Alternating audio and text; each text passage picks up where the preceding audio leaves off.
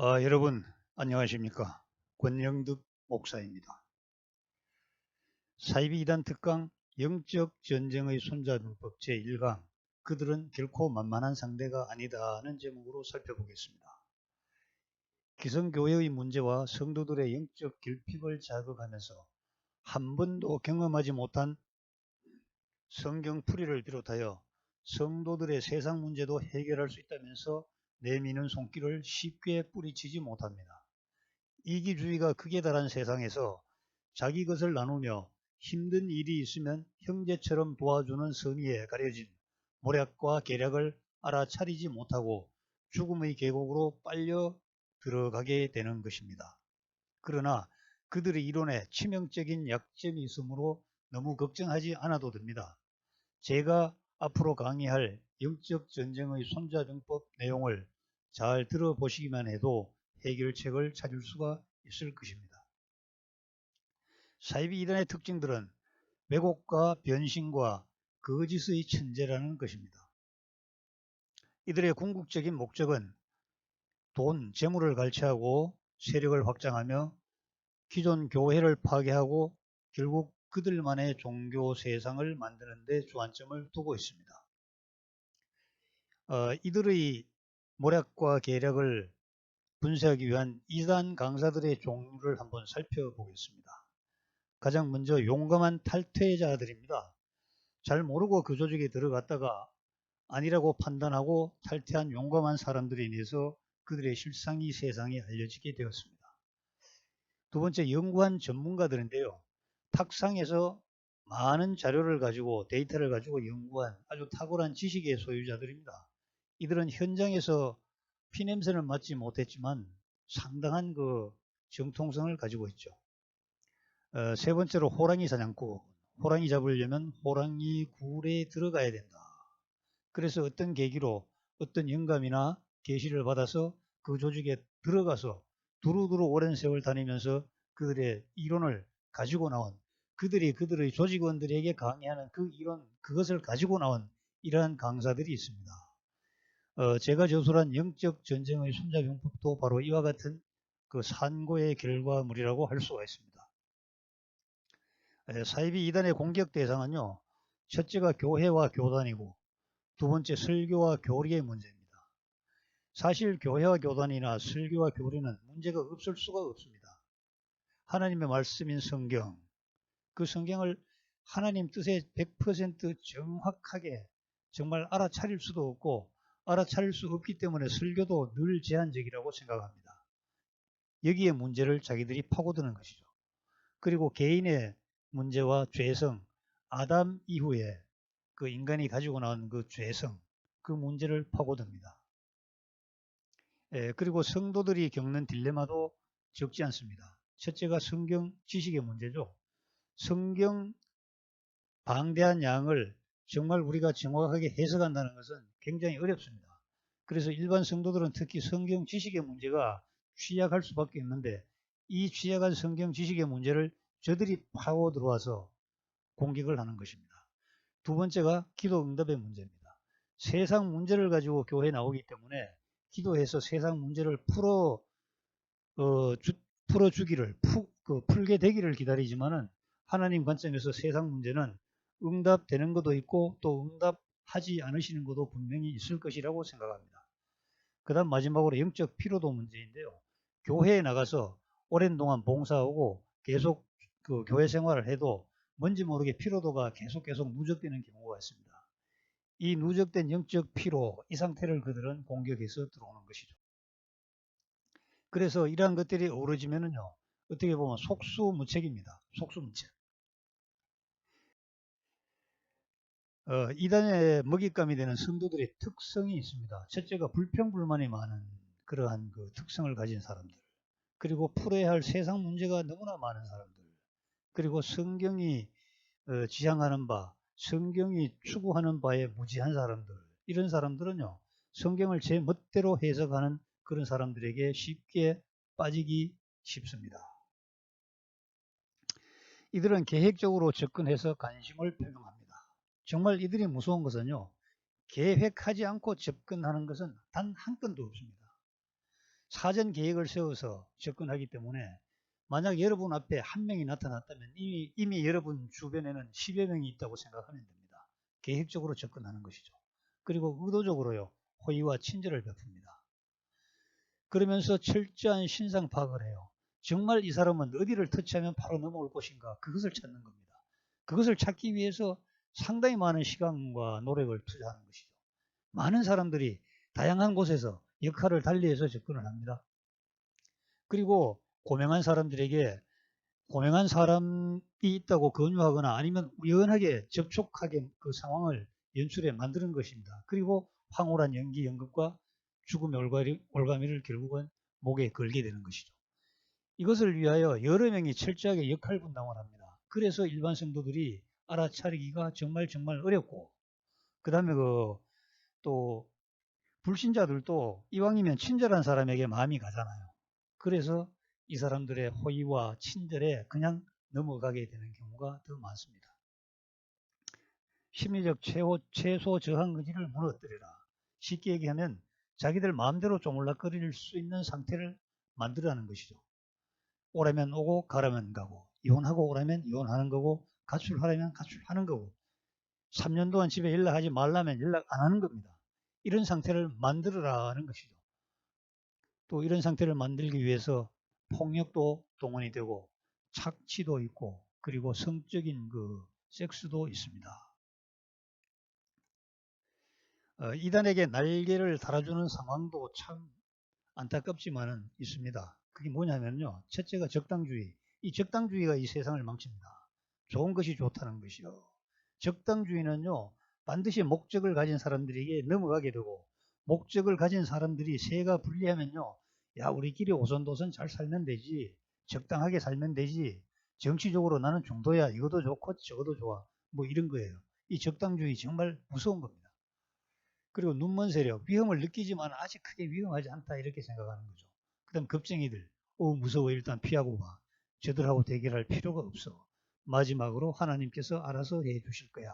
라는 이러한 상황이 이단에게 날개를 달아주고 있습니다. 이단은 어디를 공격할까요? 목사를 공격합니다.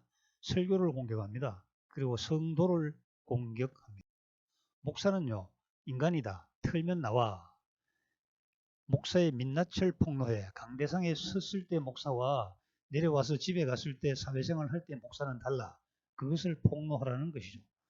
그리고 성적 타락을 유도하라. 이들이 유도하는 성적 타락에 무너진 목회자들이 너무나 많습니다. 정말 안타깝습니다. 사회에서는요, 목사가 어떻게 저 모양이냐고 막 비판하지만 사실은 이 목사 억울합니다. 목양실에서 조금 쉴 때 아리따운 여성 성도들이 들어와서 신앙 상담하다가 접근하고 완전히 참 성적으로 타락을 유도하는 이런 사례들이 너무너무 많습니다. 그리고 돈 앞에 성자 없다. 목사도 사람이고 사람은 살기 위해서 돈이 필요한데 목사도 돈이 필요하다. 그래서 이 돈을 가지고 목사를 무너뜨립니다. 설교 내용을 공격하는데요. 수년치 설교 내용을 찾아서 공격거리를 찾습니다. 그리고 설교는 거짓이야 하고 불신을 조장하는 거야. 그리고 너 이런 내용 들어봤니? 이런 내용 너희 목사 절대로 안 하지. 왜 안 하는지 알려줄까? 모르니까. 실력이 없으니까. 능력이 없으니까. 이렇게 목사를 흔들어 버립니다. 그리고 조금이라도 동요되는 기색이 보이면 무자비하게 틈을 주지 말고 반복 공격하는 것입니다. 이 정말 참 무서운 거 아닙니까? 우리가 마음 놓고 살아야 될 세상에 이런 사상과 이런 어떤 무장으로 나에게 접근하는 사람이 있다는 거 정말 무섭지 않습니까? 그리고 성도의 욕구가 있으니까 그것을 살살 건드리라. 소원과 문제가 무엇인가? 그 다음에 목자의 영적 능력의 의문 자극. 너희 목자 능력으로는 너 문제 해결 못 해줘. 뭐 이런 거죠. 그 다음에 결국은 신통한 능력자 있는데 너가 아직 신통한 사람 못 만나봐서 그래. 그러니까 너희 목자 설교 거기 아멘 하고 있는 거야. 잠시만 시간 내봐.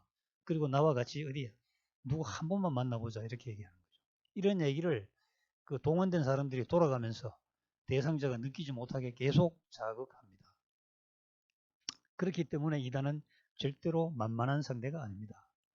거짓과 미혹과 선동에 능하기 때문에 더더욱 그렇습니다. 그러면 이단 어떻게 해야 될까요? 참 이들에게 쏘가 넘어간 알기 쉬운 대표적 사례 몇 가지만 소개해 드리겠습니다. 초등학교 때부터 여의도 순복음교회에 나갔고 5학년 때부터 방언 기도를 한 자매님이 세상 힘이 들어서 죽으려고 자살을 하려고 이제 계획을 하고 평소에 가장 자기하고 친했던 언니하고 마지막 이승에서 식사 한 번만 하고 저승으로 가겠다 이렇게 하고 식사를 하고 있는데 식당 옆자리에 앉아있던 어떤 낯선 사람이 자매님 왜 죽으려고 해? 하느님 주신 생명을 왜 자매님 손으로 끊나? 그 죄야. 그렇게 그 생명 끊으면 반드시 지옥 간다고 이렇게 얘기한 거예요. 기절초풍했죠. 그래서 결국은 그 사람 따라간 곳이 이단의 교육장이었습니다. 그리고 자식 문제로 계속 그 기도하는 그 어떤 연기자가 있었어요. 굉장히 그 중년의 연기자인데 거기에 어떤 사람이 와서 언니 그 백날 기도해봤자 꽝이야. 아무 데서 기도한다고 그 이루어지나.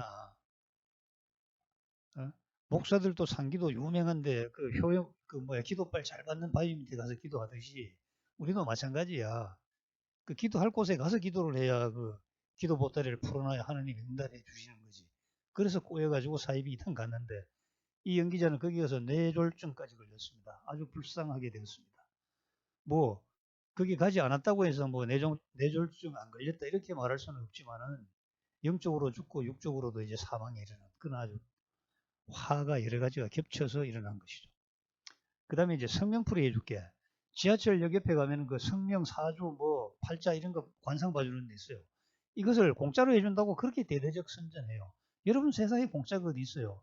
그리고 이름 바꾼다고 뭐 세상 뭐 여러분 팔자가 바뀝니까? 안 바뀌어요.